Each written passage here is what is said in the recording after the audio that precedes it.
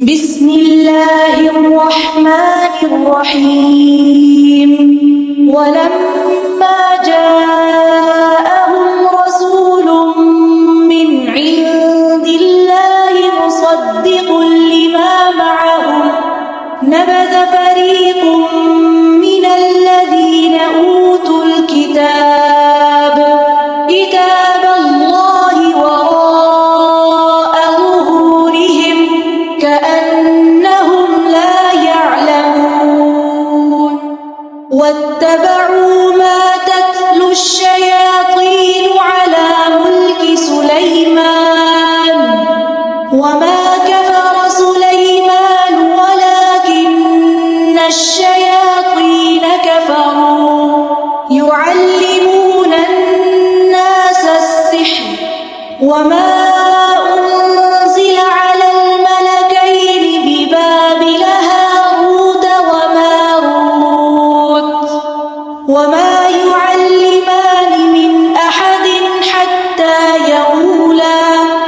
حتى يقولا إنما نحن فتنة فلا تكفر فيتعلمون منهما ما يفرقون به بين المرء وزوجه وما هم بضارين به من أحد إلا بإذن الله ويتعلمون ما يضرهم ولا ينفعهم ولقد علموا لمن اشتراه ما له في الآخرة من خلاق ولبئس ما شروا به أنفسهم لو كانوا يعلمون ولو أنهم آمنوا واتقوا لمثوبة من عند الله خير لو كانوا يعلمون. يا أيها الذين آمنوا لا تقولوا راعنا وقولوا انظرنا واسمعوا وللكافرين عذاب أليم. ما يود الذين كفروا من أهل الكتاب ولا المشركين أن ينزل عليكم من خير من ربكم والله يختص برحمته من يشاء والله ذو الفضل العظيم. ما ننسخ من آية أو ننسها نأت بخير منها أو مثلها ألم تعلم أن الله على كل شيء قدير ألم تعلم أن الله له ملك السماوات والأرض وما لكم من دون الله من ولي ولا نصير. أم تريدون أن تسألوا رسولكم كما سئل موسى من قبل ومن يتبدل الكفر بالإيمان فقد ضل سواء السبيل. ود كثير من أهل الكتاب لو يردونكم من بعد إيمانكم كفارا حسدا من عند أنفسهم من بعد ما تبين لهم الحق فاعفوا واصفحوا حتى يأتي الله بأمره إن الله على كل شيء قدير.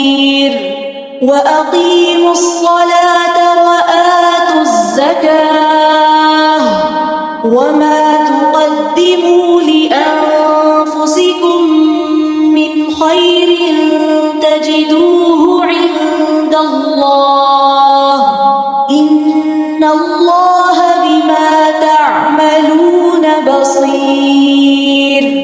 وقالوا لن يدخل الجنة إلا من كان هودا أو نصارى تلك أمانيهم قل هاتوا برهانكم إن كنتم صادقين.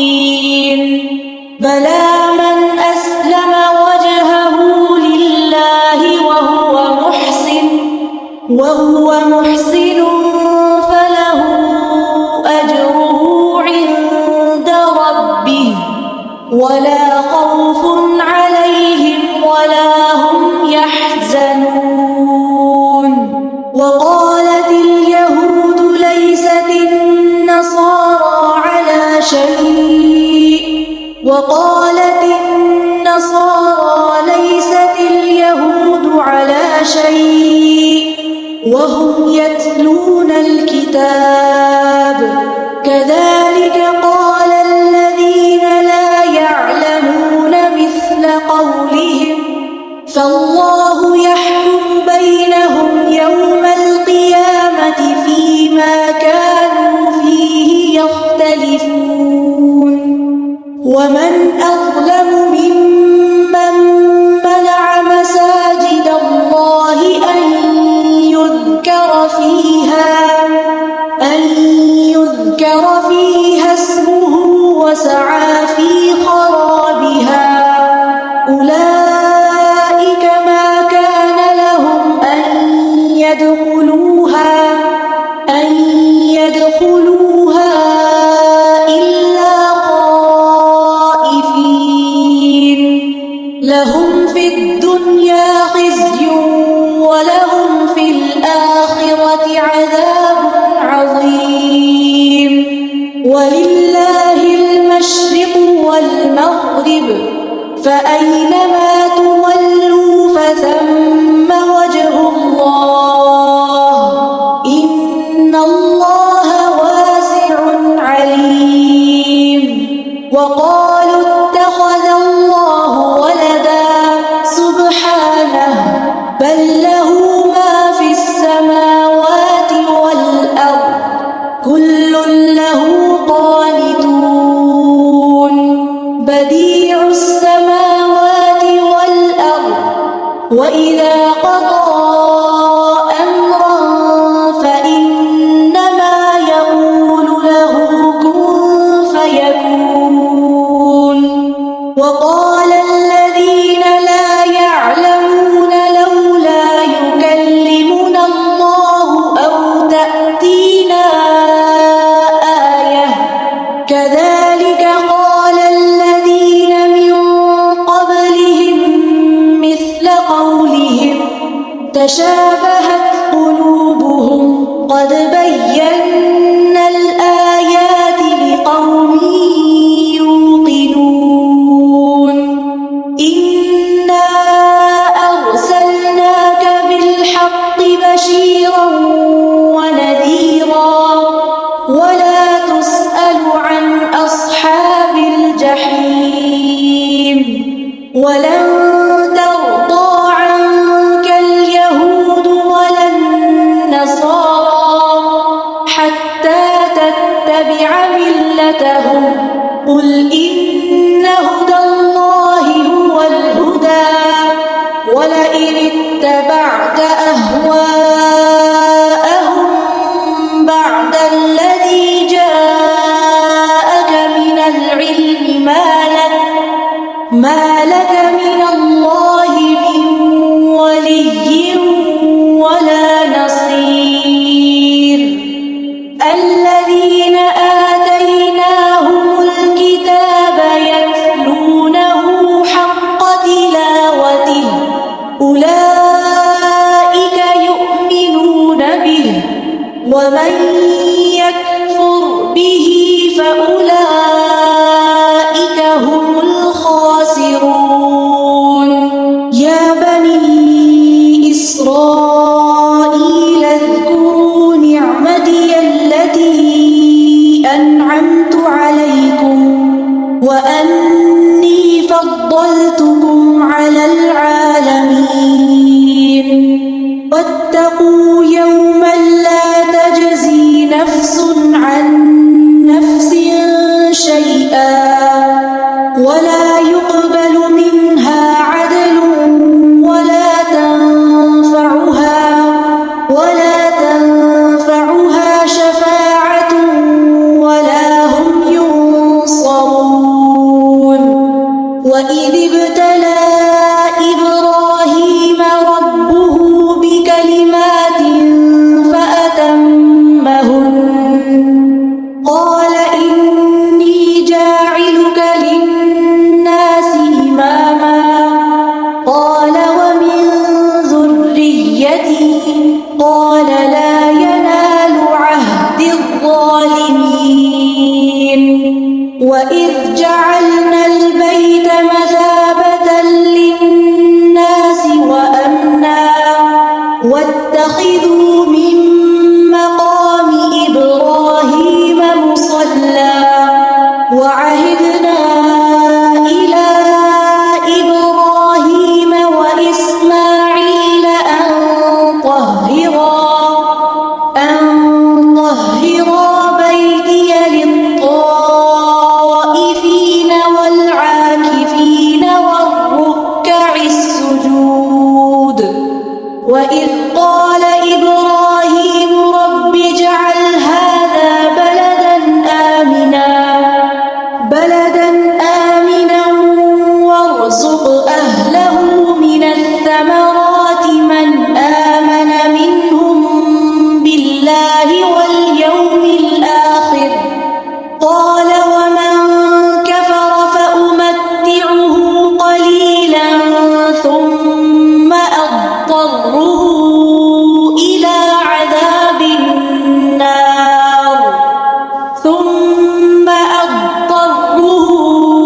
إلى عذاب النار وبئس المصير. وإذ يرفع إبراهيم القواعد من البيت وإسماعيل ربنا تقبل منا إنك أنت السميع العليم. ربنا وجعلنا مسلمين لك ومن ذريتنا أمة مسلمة لك وأرنا مناسكنا وتب علينا إنك أنت التواب الرحيم. ربنا وابعث فيهم رسولا منهم يتلو عليهم آياتك ويعلمهم الكتاب والحكمة ويزكيهم إنك أنت العزيز الحكيم. ومن يرغب عن ملة إبراهيم إلا من سفه نفسه ولقد اصطفيناه في الدنيا وإنه في الآخرة لمن الصالحين. إذ قال له ربه أسلم قال أسلمت لرب العالمين. ووصى بها إبراهيم بنيه ويعقوب يا بني إن الله اصطفى لكم الدين فلا تموتن إلا وأنتم مسلمون. أم كنتم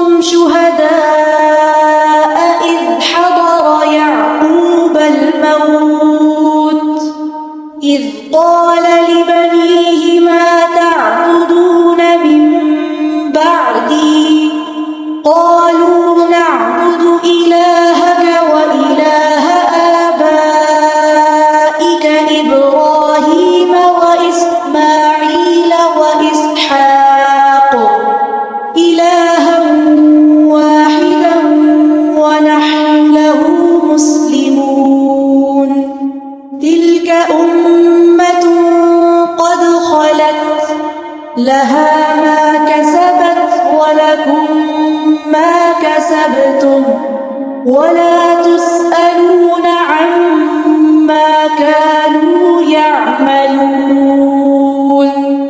وقالوا كونوا هودا أو نصارى تهتدوا قل بل ملة إبراهيم حنيفا وما كان من المشركين.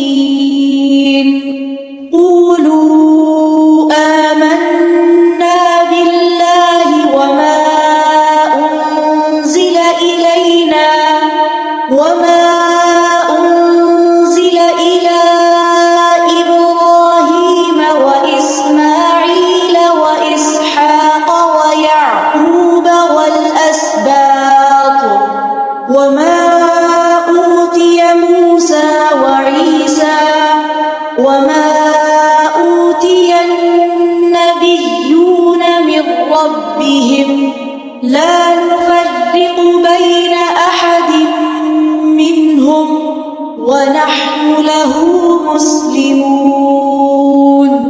فإن آمنوا بمثل ما آمنتم به فقد اهتدوا وإن تولوا فإنما هم في شقاق فسيكفيكهم الله وهو السميع العليم. صبغة الله ومن أحسن من الله صبغة ونحن له عابدون. قل أتحاجوننا في الله وهو ربنا وربكم ولنا أعمالنا ولكم أعمالكم ونحن له مخلصون. أم تقولون إن إبراهيم وإسماعيل وإسحاق ويعقوب والأسباط كانوا هودا أو نصارى قل أأنتم أعلم أم الله ومن أظلم ممن كتم شهادة عنده من الله وما الله بغافل عما تعملون. تلك أمة قد خلت لها ما كسبت ولكم ما كسبتم ولا تسألون عما كانوا يعملون. سيقول السفهاء من الناس ما ولاهم عن قبلتهم التي كانوا عليها قل لله المشرق والمغرب يهدي من يشاء إلى صراط مستقيم. وكذلك جعلناكم أمة وسطا لتكونوا شهداء على الناس ويكون الرسول عليكم شهيدا. وما جعلنا القبلة التي كنت عليها إلا لنعلم من يتبع الرسول ممن ينقلب على عقبيه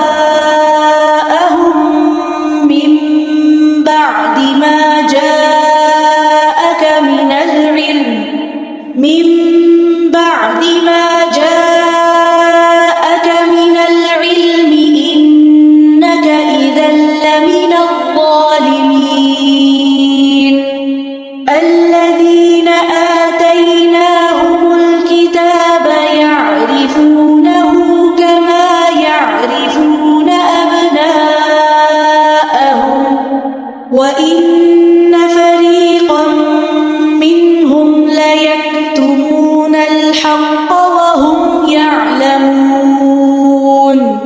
الحق من ربك فلا تكونن من الممترين. ولكل وجهة هو موليها فاستبقوا الخيرات أينما تكونوا يأت بكم الله جميعا إن الله على كل شيء قدير. ومن حيث خرجت فول وجهك شطر المسجد الحرام وإنه للحق من ربك وما الله بغافل عما تعملون. ومن حيث خرجت فول وجهك شطر المسجد الحرام وحيث ما كنتم فولوا وجوهكم شطره لئلا يكون للناس عليكم حجة إلا الذين ظلموا منهم فلا تخشوهم واخشوني ولأتم نعمتي عليكم ولعلكم تهتدون. كما أرسلنا فيكم رسولا منكم يتلو عليكم آياتنا ويزكيكم ويعلمكم الكتاب والحكمة ويعلمكم ما لم تكونوا تعلمون. فاذكروني أذكركم واشكروا لي ولا تكفرون. يا أيها الذين آمنوا استعينوا بالصبر والصلاة إن الله مع الصابرين. ولا تقولوا لمن يقتل في سبيل الله أموات بل أحياء ولكن لا تشعرون. ولنبلونكم بشيء من الخوف والجوع ونقص من الأموال والأنفس والثمرات وبشر الصابرين الذين إذا أصابتهم مصيبة قالوا إنا لله وإنا إليه راجعون. أولئك عليهم صلوات من ربهم ورحمة وأولئك هم المهتدون.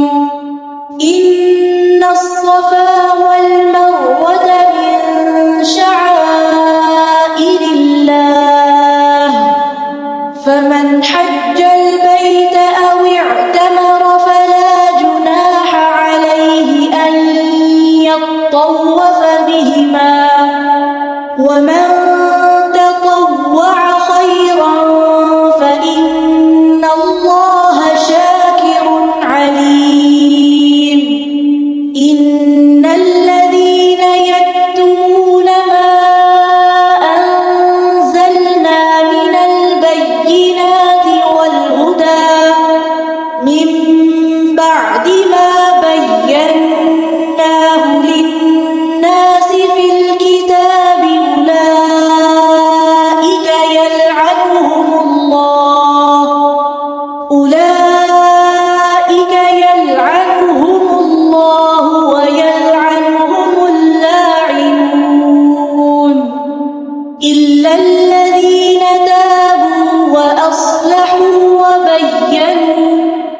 أولئك أتوب عليهم وأنا التواب الرحيم إن الذين كفروا وماتوا وهم كفار أولئك عليهم لعنة الله والملائكة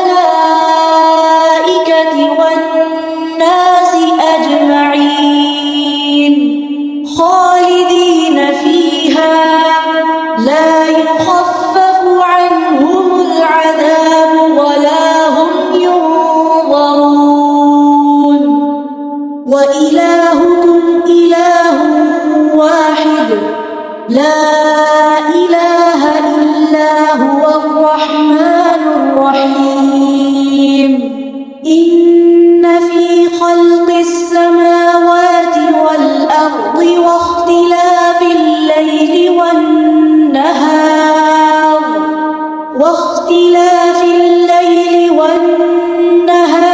والفلك التي تجري في البحر بما ينفع الناس وما أنزل الله من السماء من ماء فأحيا به الأرض بعد موتها وبث فيها من كل دابة وتصريف الرياح والسحاب المسخر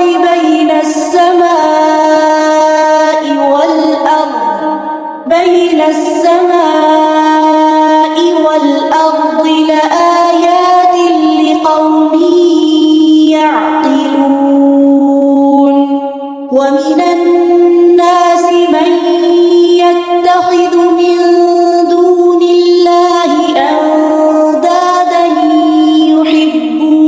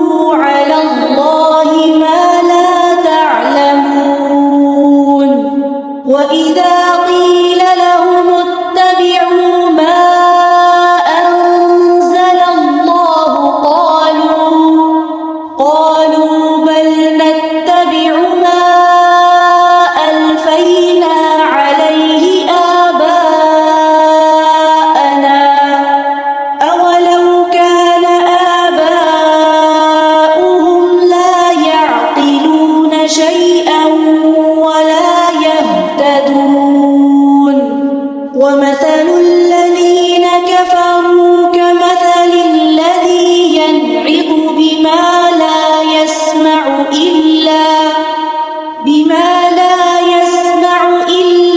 دعاء ونداء صم بكم عمي فهم لا يعقلون يا أيها الذين آمنوا كلوا من طيبات ما رزقناكم واشكروا لله إن كنتم إياه تعبدون إنما حرم عليكم الميتة والدم ولحم الخنزير وما أهل به لغير الله فمن اضطر غير باغ ولا عاد فلا إثم عليه إن الله غفور رحيم إن الذين يكتمون ما أنزل الله من الكتاب ويشترون به ثمنا قليلا أولئك ما يأكلون في بطونهم إلا النار ولا يكلمهم الله يوم القيامة ولا يزكيهم ولهم عذاب أليم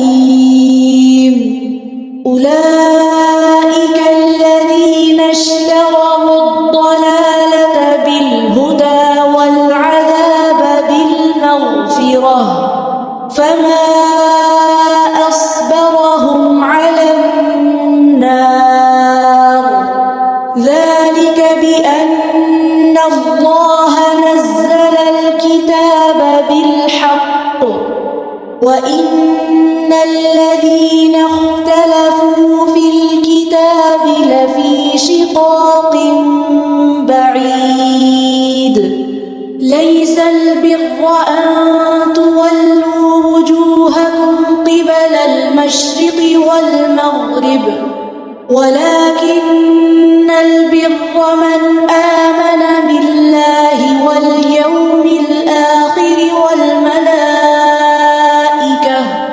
والملائكة والكتاب والنبيين وآتى المال على حبه ذوي القربى واليتامى والمساكين وابن السبيل والسائلين وفي الرقاب وأقام الصلاة وآتى الزكاة والموفون بعهدهم إذا عاهدوا والصابرين في البأساء والضراء وحين البأس أولئك الذين صدقوا وأولئك هم المتقون يا أيها الذين آمنوا كتب عليكم القصاص في القتلى الحر بالحر والعبد بالعبد والأنثى بالأنثى فمن عفي له من أخيه شيء فاتباع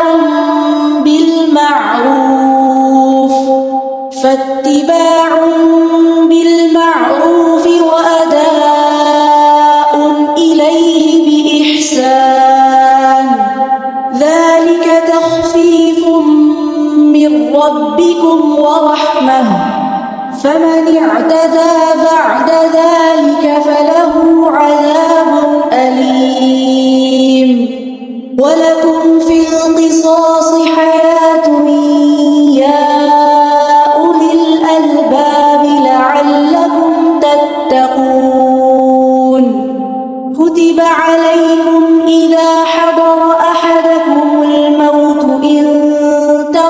خيرا الوصية للوالدين والأقربين بالمعروف حقا على المتقين فمن بدله بعدما سمعه فإنما إثمه على الذين يبدلونه إن الله سميع عليم فمن خاف من موص جنفا أو إثما فأصلح بينهم فلا إثم عليه إن الله غفور رحيم يا أيها الذين آمنوا كتب عليكم الصيام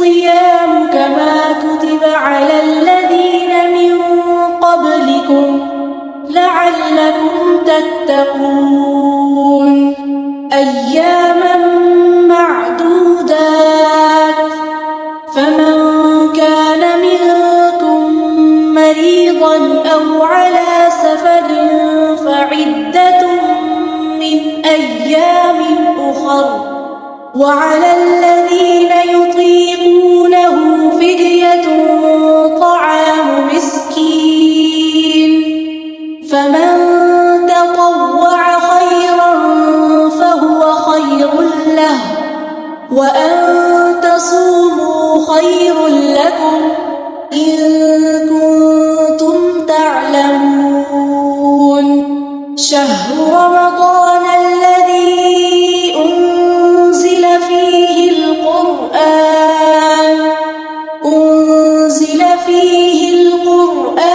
هدى للناس وبينات من الهدى والفرقان فمن شهد منكم الشهر فليصم ومن كان مريضا أو على سفر فعدة من أيام أخر يريد الله بكم اليسر ولا يريد بكم العسر ولتكملوا العدة ولتكبروا الله على ما هداكم ولعلكم تشكرون وإذا سألك عبادي عني فإني قريب أجيب دعوة الداع إذا دعان فليستجيبوا لي وليؤمنوا بي لعلهم يرشدون أحل لكم ليلة الصيام الرفث إلى نسائكم هن لباس لكم وأنتم لباس لهم علم الله أنكم كنتم تختانون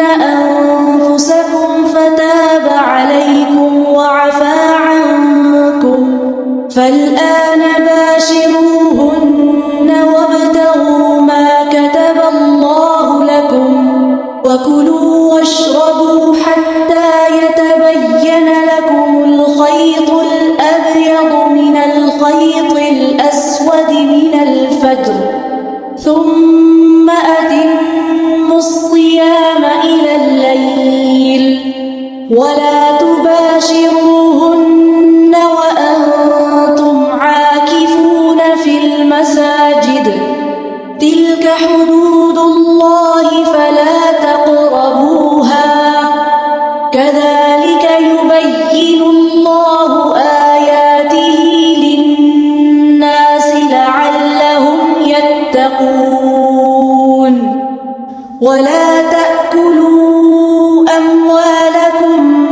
بينكم بالباطل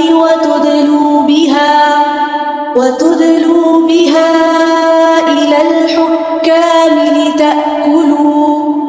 لتأكلوا فريقا من أموال الناس بالإثم وأنتم تعلمون يسألونك عن الأهلة قل هي مواقيت للناس والحج وليس البر بأن تأتوا البيوت من ظهورها ولكن البر من اتقى وأتوا البيوت من أبوابها واتقوا الله لعلكم تفلحون وقاتلوا في سبيل الله الذين يقاتلونكم ولا تعتدوا إن الله لا يحب المعتدين واقتلوهم حيث ثقفتموهم وأخرجوهم من حيث أخرجوكم والفتنة أشد من القتل ولا تقاتلوهم عند المسجد الحرام حتى يقاتلوكم فيه فإن قاتلوكم فاقتلوهم كذلك جزاء الكافرين فإن انتهوا فإن الله غفور رحيم وقاتلوهم حتى لا تكون فتنة ويكون الدين لله فإن انتهوا فلا عدوان إلا على الظالمين الشهر الحرام بالشهر الحرام والحرمات قصاص فمن اعتدى عليكم فاعتدوا عليه بمثل ما اعتدى عليكم واتقوا الله واعلموا أن الله مع المتقين وأنفقوا في سبيل الله ولا تلقوا بأيديكم إلى التهلكة وأحسنوا إن الله يحب المحسنين وأتموا الحج والعمرة لله فإن أحصرتم فما استيسر من الهدي ولا تحلقوا رؤوسكم حتى يبلغ الهدي محله فمن كان منكم مريضا أو به أذى من رأسه ففدية من صيام أو صدقة أو نسك فإذا أمنتم فمن تمتع بالعمرة إلى الحج فما استيسر من الهدي فمن لم يجد فصيام 3 أيام في الحج و7 إذا رجعتم تلك 10 كاملة ذلك لمن لم يكن أهله حاضر المسجد الحرام واتقوا الله واعلموا أن الله شديد العقاب الحج أشهر معلومات فمن فرض فيهن الحج فلا رفث ولا فسوق ولا جدال في الحج وما تفعلوا من خير يعلمه الله وتزودوا فإن خير الزاد التقوى واتقون يا أولي الألباب. ليس عليكم جناح أن تبتغوا فضلا من ربكم، فإذا أفضتم من عرفات فاذكروا الله عند المشعر الحرام، واذكروه كما هداكم وإن كنتم من قبله لمن الضالين. ثم أفيضوا من حيث أفاض الناس واستغفروا الله، إن الله غفور رحيم. فإذا قضيتم مناسككم فاذكروا الله